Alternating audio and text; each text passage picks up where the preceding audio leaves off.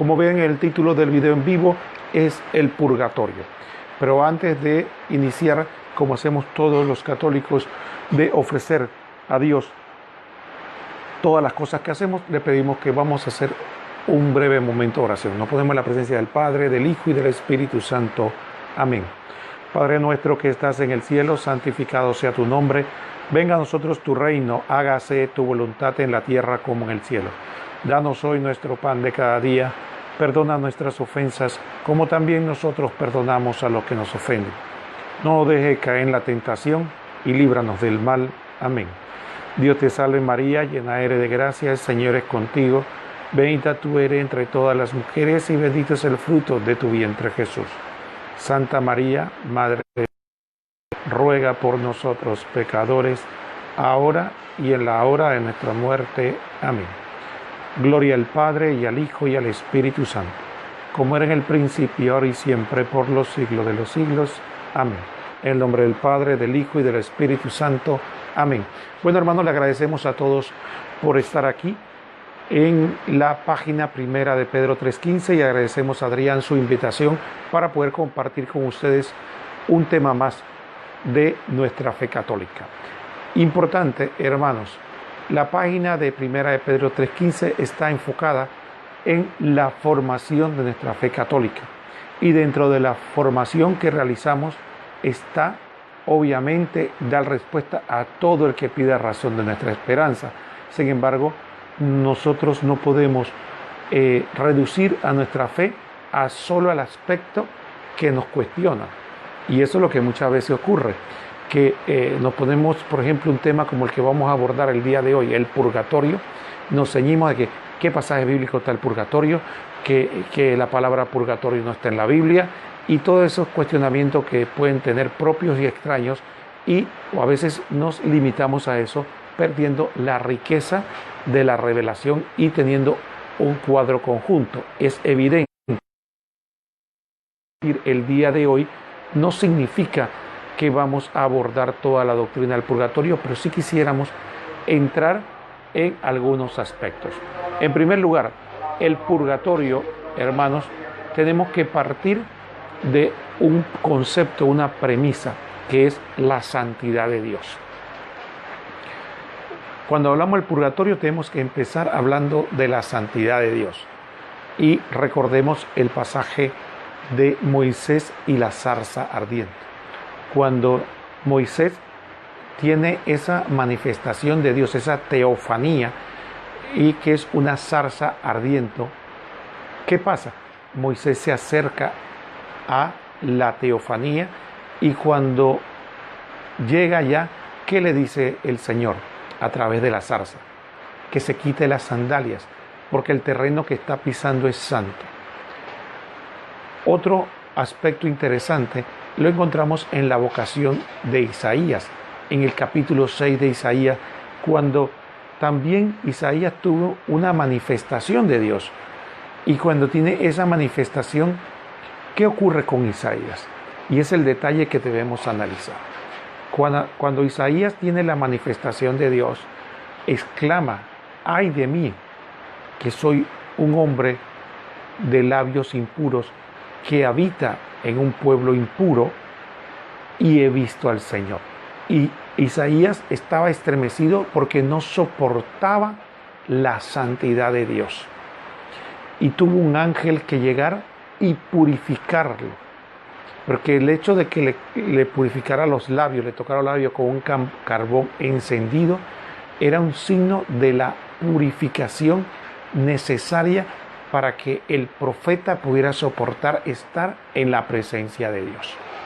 De allí es sabido de que no puede estar lo impuro, lo pecaminoso cerca de Dios.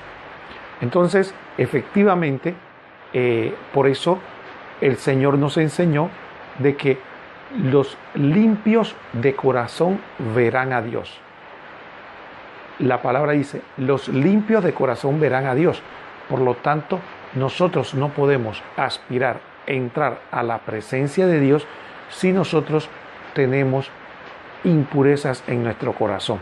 Eso está claro en las Escrituras.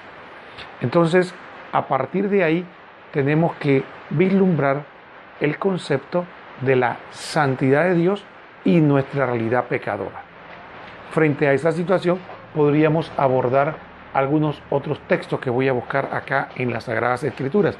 Y quisiera que nos pongamos en el texto de Apocalipsis, capítulo 21, versículo 27. Dice: nada profano entrará en ella, ni los que cometen abominaciones y mentiras. Se refiere a la nueva Jerusalén. Nada profano, nada que no sea santo puede entrar a la presencia de Dios. También dice Hebreos 12:14: procuren la paz con todos y la santidad, sin la cual nadie verá al Señor. Entonces, efectivamente, para poder ver al Señor, Jesús lo dijo: puro de corazón. En la carta a los Hebreos dice santidad. Dice Apocalipsis: nada impuro. Y Isaías tuvo, dado que se acerca al Señor, como llegó impuro, tuvo que ser purificado. Entonces, el concepto del purgatorio es ese: purificación sin la cual no es posible accesar a la presencia de Dios. Entonces, si nada impuro puede acercarse a Dios y nosotros morimos en impureza, no podríamos estar en la presencia de Dios. Entonces, por lo tanto, estaríamos muchos de nosotros, o la gran mayoría, fuera de la capacidad de poder entrar a la presencia de Dios. Eso significa que el purgatorio es una manifestación de la misericordia divina.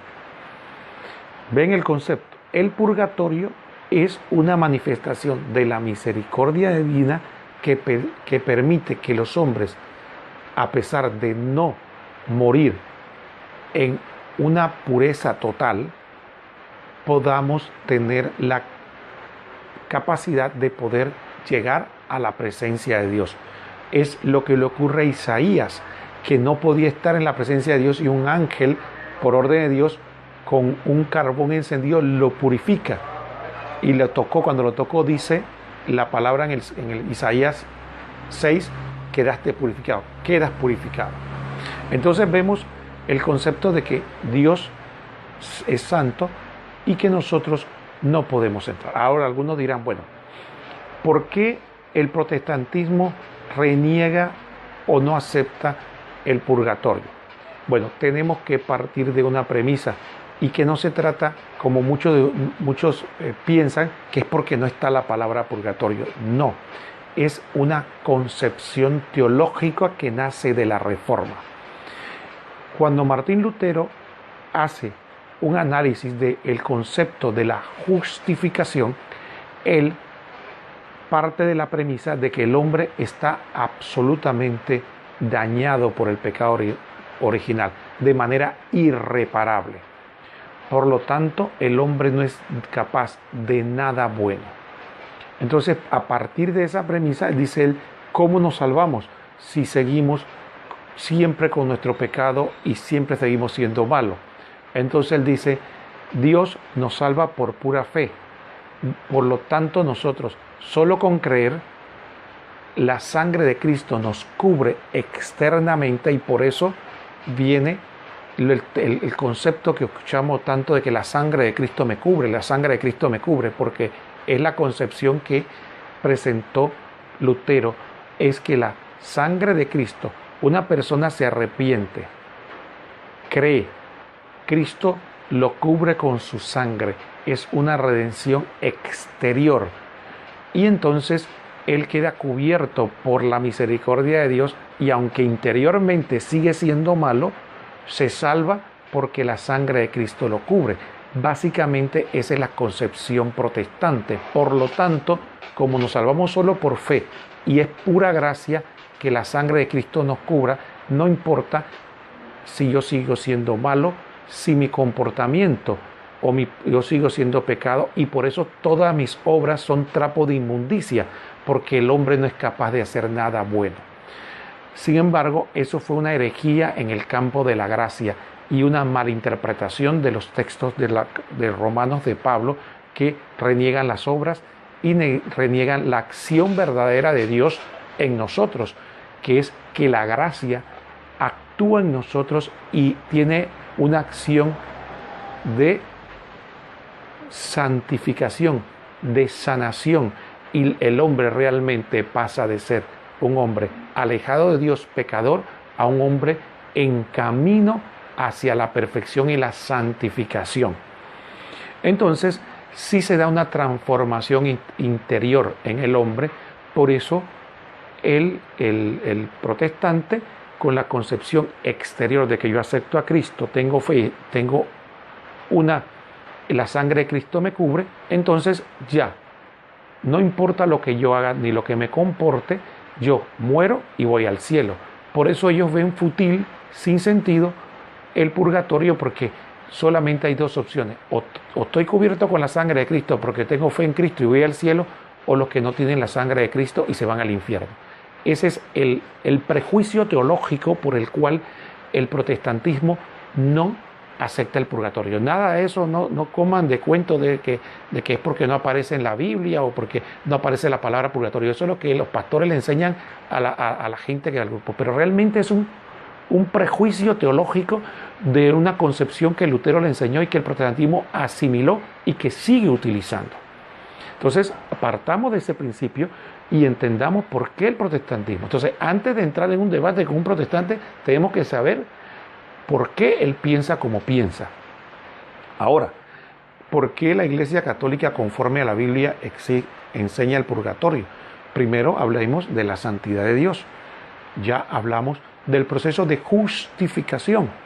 Entonces, cuando nosotros recibimos el bautismo, el Espíritu Santo, recibimos el perdón de los pecados, la gracia de Dios actúa de Él en nosotros y se da un proceso de justificación. Hay una transformación interior. Sin embargo, como todos sabemos, nuestra fidelidad no es perfecta.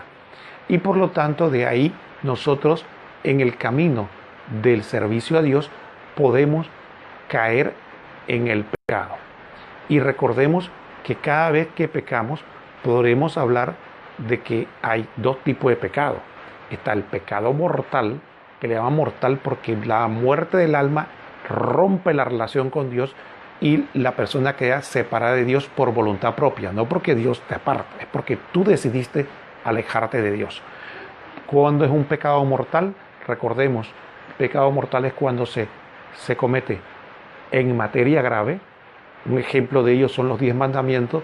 Se hace con pleno conocimiento. Yo sé que es materia grave y lo hago con pleno consentimiento, es decir, nadie me obligó. Entonces, si un hombre sabe, por ejemplo, que el adulterio es un pecado grave, conscientemente sabiendo que es pecado y con toda voluntad comete adulterio, cometió un pecado mortal.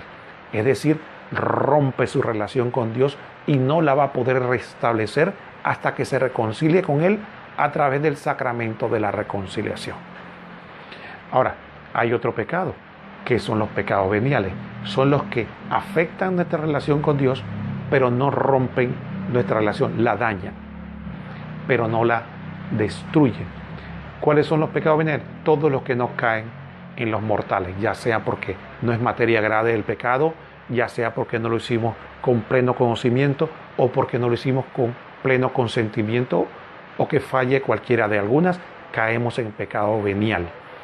Entonces, dicho esto, dentro de la espiritualidad católica aprendemos de que los seres humanos tenemos, cuando pecamos, dos componentes. Está la culpa, que es mi responsabilidad ante Dios por haber cometido el pecado, pero también está lo que se llama la pena, que en teología se refiere a las consecuencias malas que mi pecado provoca en mí y en los demás.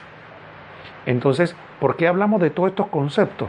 Porque todos estos conceptos reciben forma cuando leemos el catecismo, que me permito buscar el numeral que nos habla sobre el purgatorio. Miren lo que dice el catecismo de la Iglesia Católica en el numeral 1030 para los que deseen anotar. Los que mueren en la gracia y en la amistad de Dios, pero imperfectamente purificados, aunque están seguros de su eterna salvación, sufren después de su muerte una purificación a fin de obtener la santidad necesaria para entrar a la alegría del cielo. ¿Ven todos los conceptos que estuvimos hablando? Nosotros, a través de la acción de Dios en nosotros y la voluntad nuestra que permite y es dócil a esa acción, somos purificados en esta tierra.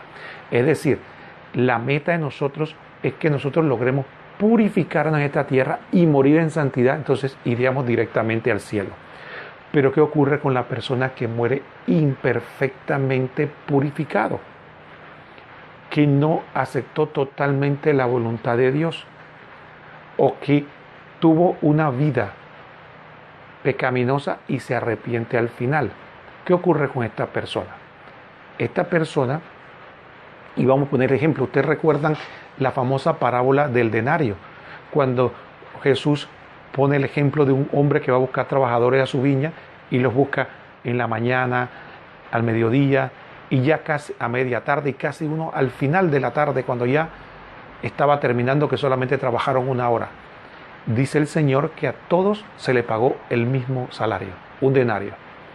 Todos los que soportaron el peso del día recibieron el denario igual que el que trabajó apenas 1 hora. Entonces dice la palabra que la gente se quejó. Y dice Jesús: amigo, no he hecho ninguna injusticia contigo.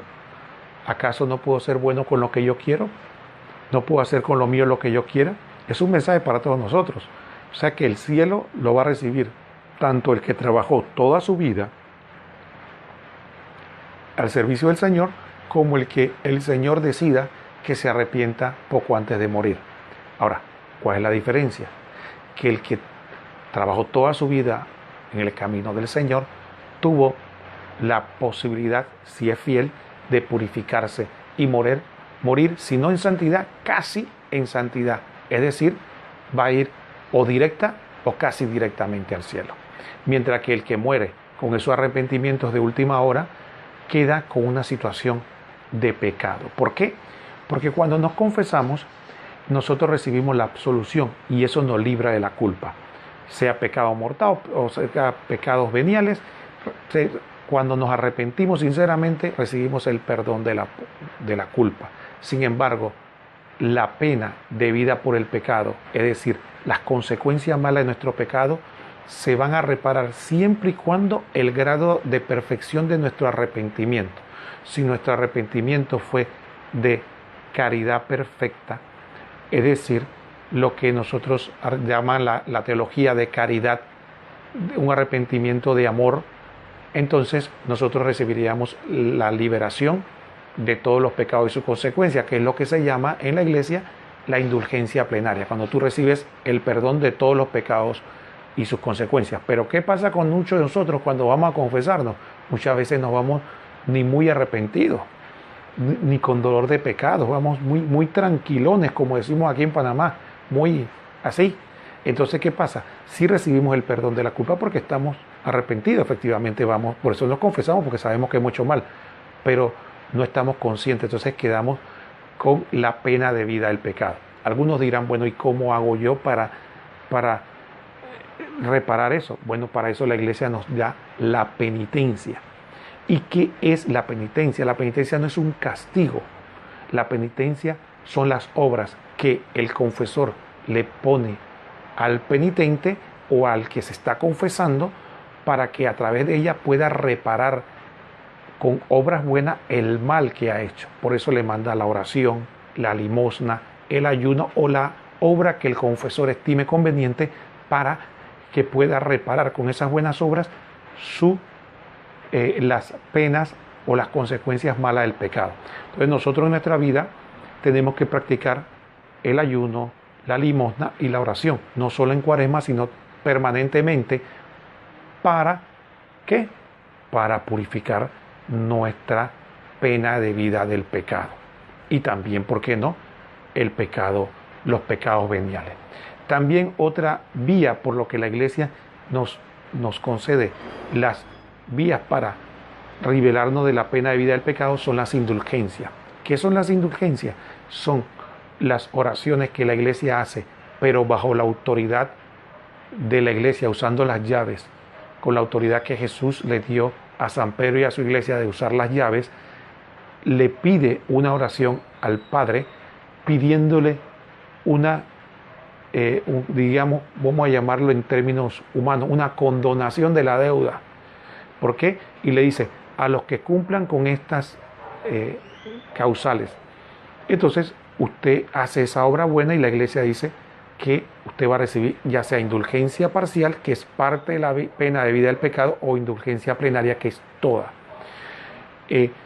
Ejemplos de indulgencia: hay indulgencia por rezar el rosario, por leer la Biblia devotamente durante media hora, por hacerse la señal de la cruz devotamente. Hay indulgencias parciales, hay indulgencias plenarias también, que ya simplemente buscando información nos daremos cuenta cuando la iglesia concede indulgencias plenarias y lo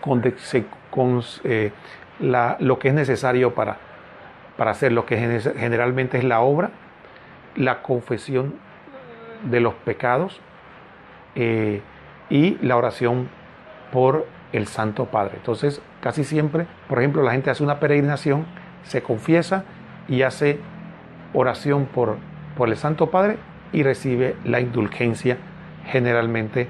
Ese es otro medio que tenemos para reparar la pena debida por el pecado. Ok, dicho esto, ahora tendríamos que preguntarnos, bueno, ¿qué más dice el catecismo? Voy a leer ahora el numeral 1031. Dice lo siguiente: la Iglesia llama purgatorio a esta purificación final de los elegidos, que es completamente distinta del castigo de los condenados. La Iglesia ha formulado la doctrina revelada relativa al purgatorio, sobre todo en los concilios de Florencia y de Trento. Porque fíjense que el purgatorio es para los elegidos, por lo tanto el purgatorio no es una segunda oportunidad para arrepentirse. Es decir, la persona que va al purgatorio es porque vaya al cielo, murió en gracia, pero no perfectamente purificado. Entonces no hay tal cosa como que la gente que muere en pecado mortal va al purgatorio y se puede arrepentir. No, la gente que muere en pecado mortal se va al infierno directamente. Recordemos la oración que hacemos en el rosario, que dice: oh Jesús mío, perdona nuestros pecados, líbranos del fuego del infierno y lleva al cielo a todas las almas, y quienes especialmente a las más necesitadas de tu misericordia. La Virgen María en Fátima nos revela que muchas almas se van al infierno porque nosotros no hacemos sacrificio, oración por ellas. Entonces, efectivamente, son legiones hoy día de personas que mueren lejos de Dios, mueren en pecado mortal y no reciben la misericordia de Dios porque nadie ora y se sacrifica por ellas. Así que, pero nosotros oramos y nos sacrificamos por los pecadores, como llamamos nosotros, para identificar a aquellos que están en pecado mortal. Nosotros somos pecadores también, pero podríamos llamarnos pecadores arrepentidos. De esta manera, nosotros podemos partir de que tenemos un apostolado importante en la oración por las almas de que están en pecado mortal, para que el Señor le conceda la conversión. Nosotros tenemos que aprender de Abraham. Abraham, ¿qué fue lo que hizo? Abraham es un hombre santo, un hombre entregado a Dios. Cuando se entera que Sodoma va a ser destruida, no empieza a aplaudir y dice: esos pecadores miserables se merecen eso, ojalá que se quemen en el fuego del infierno por ser tan malvados. No, ¿qué hace Abraham? Le pide a Dios, le ruega que no haga esa obra, que por favor los perdone, que le dé una oportunidad más. La pregunta es: ¿cuántos de nosotros hacemos eso? Cuando vemos a los abortistas, a las lesbianas, a los homosexuales, a la gente que odia a la iglesia, ¿cuántos de nosotros decimos: Señor, perdónalos, ten misericordia de ellos? ¿O es que estamos pidiendo que, Señor, llévate toda esa gente para el infierno? Ese no es el Espíritu de Cristo. El Espíritu de Cristo es: Padre, perdónalos porque no saben lo que hacen. Ese es el apostolado nuestro, pedir el apostolado de que nosotros, si somos discípulos de Cristo, nos sacrificamos por aquellos que no aman a Dios. Esos son los hijos de Dios. Nosotros nos sacrificamos por aquellos que no aman a Dios. Ese es un hijo de la Virgen. Ese es un hijo de la Virgen. Ese es un hijo de Dios. Entonces, nada de eso de estar pidiendo que ya es hora de que venga Dios y acabe con todos los malos. Nada de eso. Que venga Dios con misericordia, que venga Dios con perdón, que le dé las gracias para que se conviertan. Porque al final nuestro enemigo no es nuestro hermano, nuestro enemigo es el diablo. Y cada alma que se lleva al infierno es una alma que perdimos, que usted y yo perdimos esa batalla. No fue un triunfo, fue una pérdida. El demonio nos ganó un alma. Por eso nuestra Madre, la Virgen María, y nuestro Señor Jesucristo nos llama incesantemente a la evangelización y a la oración por aquellos que se van al infierno. Y al final, volviendo al tema del purgatorio, entonces volviendo a nosotros, entonces ¿por qué el purgatorio? Porque solamente pongo este ejemplo, dirán uno, ¿por qué se fue a hablar del infierno? Porque la falta de amor es un signo indeleble de que no hemos purificado nuestra alma.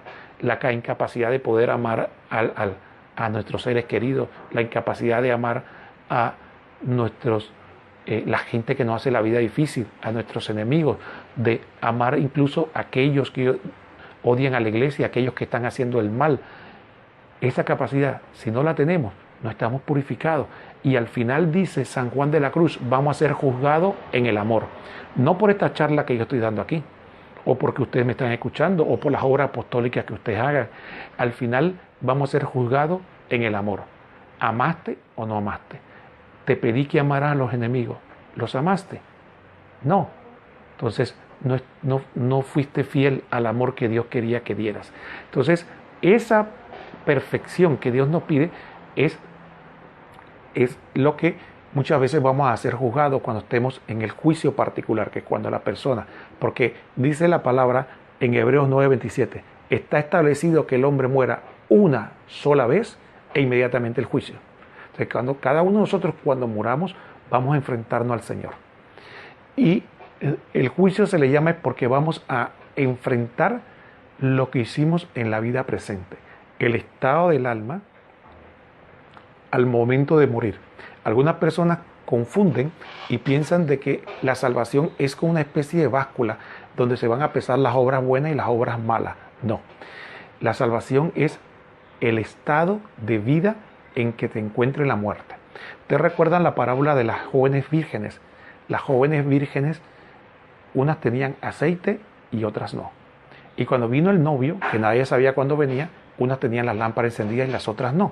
Algunos dirán, bueno, ¿por qué? ¿Qué querrá decir? Bueno, parte de la interpretación de esa parábola es que tenemos que tener la lámpara encendida. Nadie sabe cuándo viene el novio. Usted y yo no sabemos cuándo. Puede ser ahora, dentro de una hora, o en la noche, o dentro de un año, o dentro de 100 años. No sabemos. Pero lo que sí sabemos, tenemos certeza, es que no sabemos cuándo va a ser. Entonces, tenemos que tener la lámpara encendida cuando venga el novio, cuando venga Jesús por nosotros y tenemos que enfrentarnos al juicio particular. Entonces, ese es nuestra accionar. Ahora, algunos preguntan, bueno, ¿qué pasa con San Pablo? Fíjense lo que pasa con San Pablo. San Pablo nos da una catequesis interesante acerca de la construcción de nuestra vida espiritual. Nuestra vida espiritual se construye ¿sobre qué fundamento? El único fundamento, y no hay otro, nuestro Señor Jesucristo. Nuestra vida es una relación personal con Jesucristo, pero depende de usted y de mí. ¿Cómo construyo yo eso?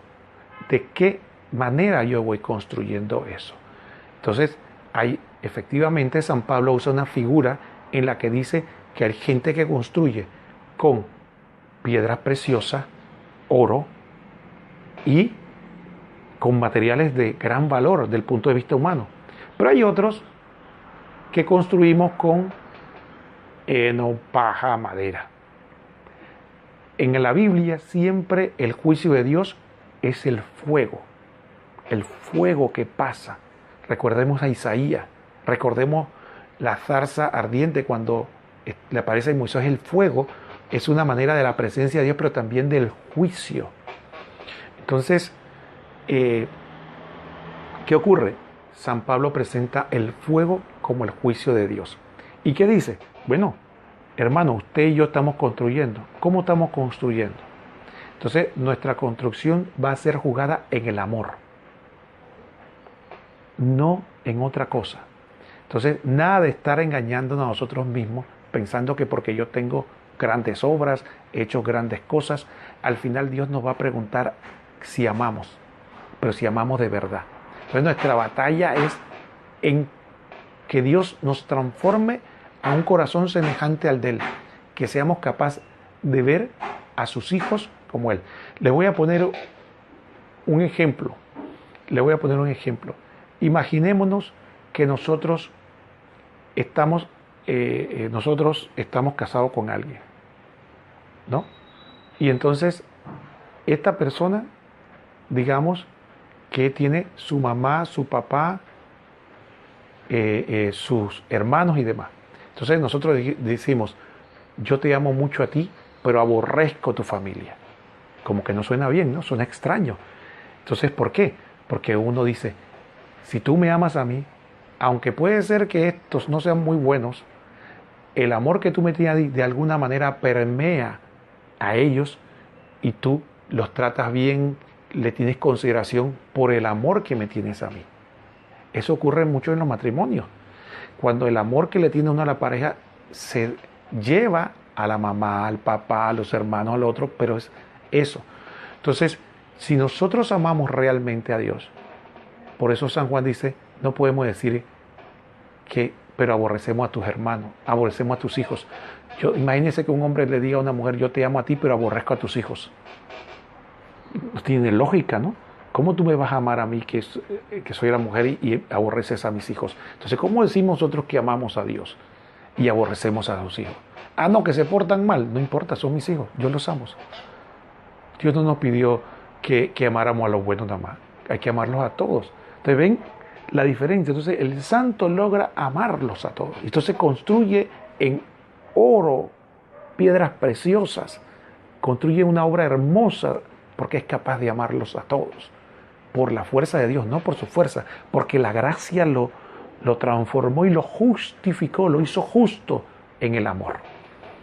Pero habemos otros que no. Hay otros que amamos nada más, como dice Jesús, ¿no? De que si aman a los que le aman, ¿qué mérito tienen? Si saludan a los que le saludan, si eso también lo hacen los paganos. Entonces, San Pablo nos hace una explicación de lo que es la justificación y de lo que es el juicio de Dios y cómo vamos a enfrentarlo después. Y eso le aparece en la carta a los Corintios. Y fíjense lo interesante, que lo voy a leer, cómo nos plantea el juicio de Dios, qué va a pasar. Fíjense al final, porque es el tema interesante de la purificación. Miren lo que dice 1 Corintios capítulo 3, versículo del 10 al 15. Y nos lo dice a cada uno de nosotros, pongamos atención. Mire cada cual cómo construye, pues nadie puede poner otro cimiento que ya ha puesto que no sea Jesucristo. Amén. Gloria a Dios por eso. Y si uno construye sobre este cimiento con oro, plata, piedras preciosas, madera, heno o paja, la obra de cada cual quedará descubierta, la manifestará el día que aparecerá con fuego. Recordemos, el fuego es el juicio de Dios.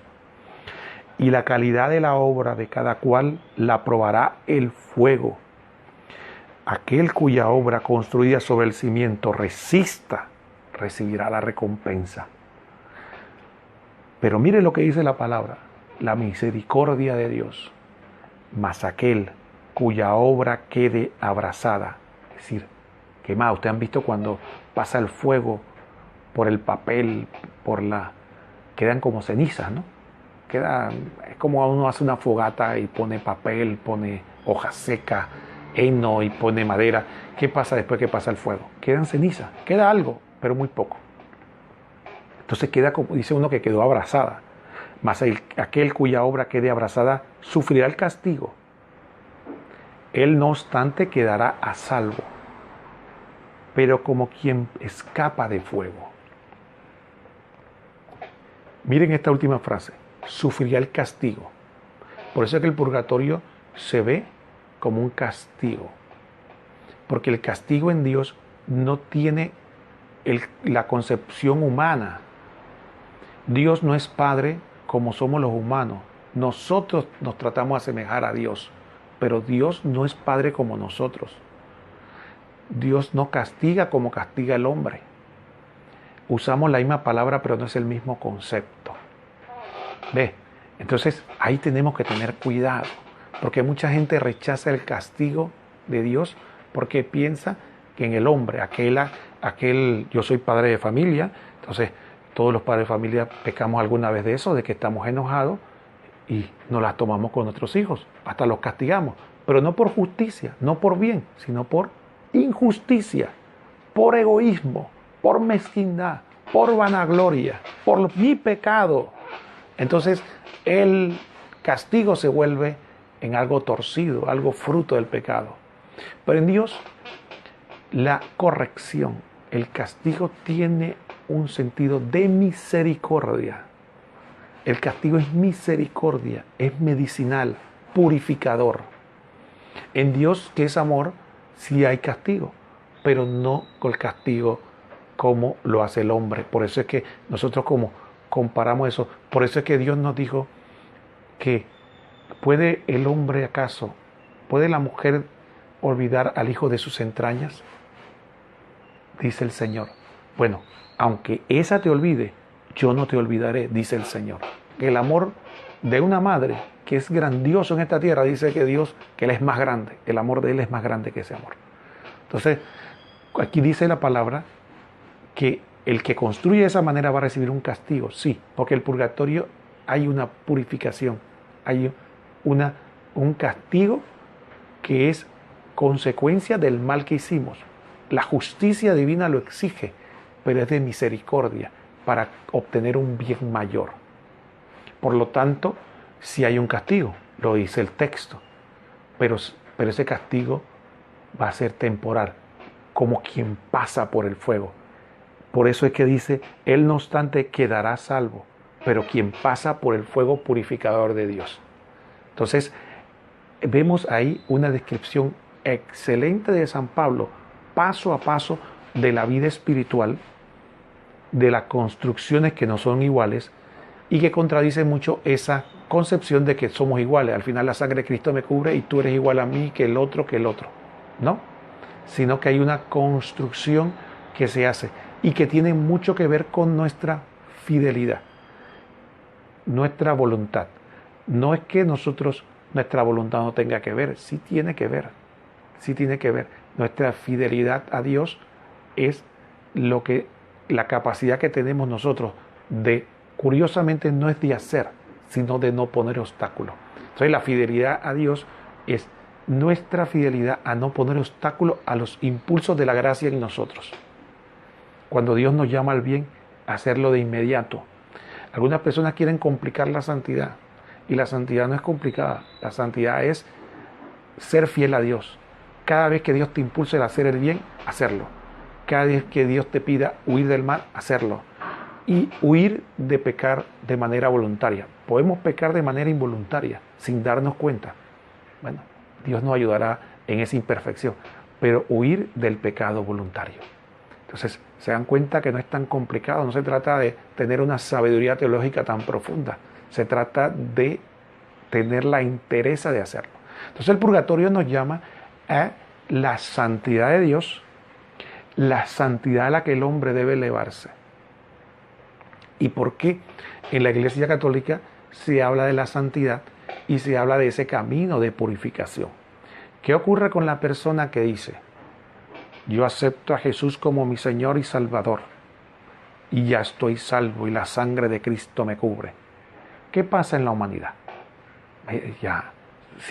Dicen en mi tierra que músico pago no toca bien, ¿no? Si ya usted recibió el premio y si ya usted nada más está esperando la muerte para salvarse, dice, bueno, ya, ¿qué más queda por hacer? Nada más esperar, pues. Y la verdad es que se pierde la vigilancia y se pierde todo. Caemos en la autocomplacencia porque ya estoy salvo, pues. Ya muy poco que haga puede hacerme perder la salvación. Esa es la diferencia del camino del católico, que sabe que tiene que luchar palmo a palmo por su salvación, que tiene que trabajar día con día para ser fiel en el amor, en en amar a aquellos que nos critican.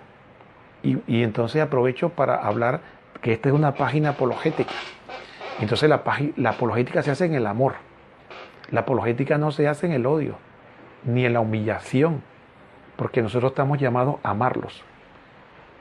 Ellos nos critican, nosotros no criticamos. Ellos se burlan de nosotros, nosotros no nos burlamos. Ellos nos desean el mal y nos dicen que vamos al infierno, nosotros le deseamos el cielo a ellos. Ellos no oran por nosotros, nosotros oramos por ellos. Ese es el verdadero católico, el Hijo de Dios. No aquel que no es capaz de, porque su hermano en el bautismo, que aunque no es católico, es hermano en el bautismo, no piensa como usted, lo insulta y lo critica, en vez de ver que el enemigo no es él, el enemigo es el que está detrás de él. Ese es el enemigo. Dice San Pablo, nuestra lucha no es contra carne ni contra sangre, sino contra espíritus que están en el aire. Nuestra lucha no es contra los hombres. Nosotros tenemos que trabajar para que ellos se salven. Entonces, ven el concepto. Por eso es que la fe católica está concatenada. Y es importante que nosotros veamos nuestra fe en la integridad y no permitamos que muchas veces los debates que son buenos ayudan que efectivamente conocer un poco los textos que nos puedan orientar acerca del purgatorio y otras cosas y utilizarlo y todo lo demás, pero no perdamos la riqueza, porque al final lo importante es que seamos santos. A eso que estamos llamados. Conocer la doctrina por conocerla, saber los textos, poder ganar debates, de nada vale si no hay amor, si no somos capaces y si no estamos luchando por la santidad. Y quiero terminar mi reflexión con esto. Recordemos que yo he tenido la oportunidad de presenciar con mucha tristeza cómo hermanos católicos entre sí se atacan y parecen enemigos, discutiendo temas, atacándose, burlándose unos de otros, diciendo este es apologista, este no es apologista, este sí sirve, este no sirve. ¿Y dónde está el amor? ¿Cuáles son los dos mandamientos sobre los que pesa nuestro juicio? Amar a Dios sobre todas las cosas y amar al prójimo como uno mismo. En eso es que nos va a preguntar Dios. No si yo fui el gran apologista o tenía grandes conceptos de teología o si yo era capaz de silenciar a todos los protestantes que encontraba por ahí. Dios no me va a preguntar de eso. Y ahora que estamos en esta pandemia, que algunos podemos que no la pasemos y otros sí. Y aunque no nos guste hablar de eso, hay que hablarlo. Porque la muerte es algo tan natural como que respiramos. Entonces preguntémonos, cuando me enfrentemos a Dios, ¿qué le voy a mostrar? Cuando vaya al juicio ante Dios, Él me va a preguntar a mí y a ustedes, ¿amaste a mis hijos? ¿Amaste a mis hijos? ¿De verdad los amaste? ¿Cómo me dices que me amas a mí y te la pasaste la vida aborreciendo a mis hijos? Un hombre me dijo una vez, cuando estaba casado y solamente tenía 2 hijos, la gracia de Dios me ha dado 4 hijos. Cuando tenía solo 2 hijos me dijo algo que me quedó grabado y que los que estén casados lo recuerden. Se los doy como una joya. Uno de los regalos más bellos que uno puede darle a sus hijos es amarle a su madre. Nosotros que somos hombres. Lo voy a repetir. Uno de los mayores regalos que podemos darle nosotros a nuestros hijos es amarle a su madre. Y nosotros que estamos casados aprendamos eso. Amemos a la madre de nuestros hijos. Eso le da. Y si no, recuerde cómo se sentía usted cuando su madre no era amada o era maltratada. ¿Cómo le pagaré al Señor todo el bien que me ha hecho?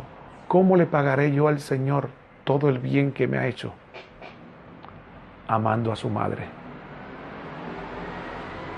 ¿Cómo le pagaré al Señor todo el bien que me ha hecho? Amando a su madre. Y una vez amo a su madre, ¿cómo puedo yo darle el mayor regalo que puedo hacer por una madre? amarle a sus hijos. Entonces, si yo amo a la Virgen María, ¿cómo no voy a amar a sus hijos? ¿Cómo no voy a amar a los hijos de mi misma madre? La Virgen es madre de todos y nos quiso acoger en la cruz a todos. Entonces tenemos una misma madre, ¿cómo no nos vamos a amar? Si amamos a la madre, si amamos al hijo y amamos a la madre, tenemos que amar a nuestros hermanos. Entonces, el purgatorio es un signo de la misericordia de Dios. Pero más que el purgatorio, como misericordia de Dios, nos llama a la atención al camino de la perfección, al camino de el amor. ¿Por qué está el purgatorio?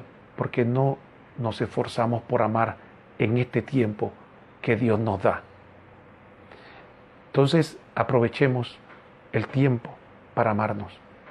Aprovechemos el tiempo para entregarnos a Dios. Aprovechemos el tiempo para hacer todo el bien que podamos, por nuestro bien y por el de los demás. Y no olvidemos que no seremos verdaderos católicos si no oramos por aquellos que desprecian a Dios, para aquellos que están sumidos en la oscuridad. Ese es nuestro apostolado, salvar almas, no condenarlas, es salvarlas. Que el Señor los bendiga a todos.